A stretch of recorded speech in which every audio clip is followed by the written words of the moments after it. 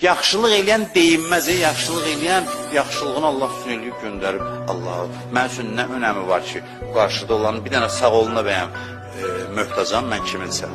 Sağ ol onun borcudur, o heç. O sağ ol deməyənlərlə də Allahın öz hesab kitabı var ki, sənə yaxşılıq eləyənə sağ ol da demədinsə, sən necə insansan, o heç. Amma sənə dəxli yoxdur məsələn.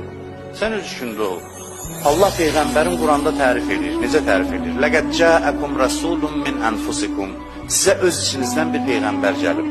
Necə Peyğəmbərdir o? Azizun aleyhi mə anittum. Sizin çətinlikləriniz onun üçün çox ağırdır. Yəni sizin başınıza gələn bəlalar onun ürəyini göynədir. Sizin çıxıntılarınız onun üçün dərddir. Sonra buyurur, harisun aleykum. O sizə qarşı hərisdir. Bu ayəni eşitmişsiniz, çox eşitmişsiniz. Həris, dilləri dünyanın hərisidir. Həris pis sözdür axı. Allah Peyğəmbəri barədə müsbət yerdə işlədir. Deyir ki, insanlıq hərisidir o.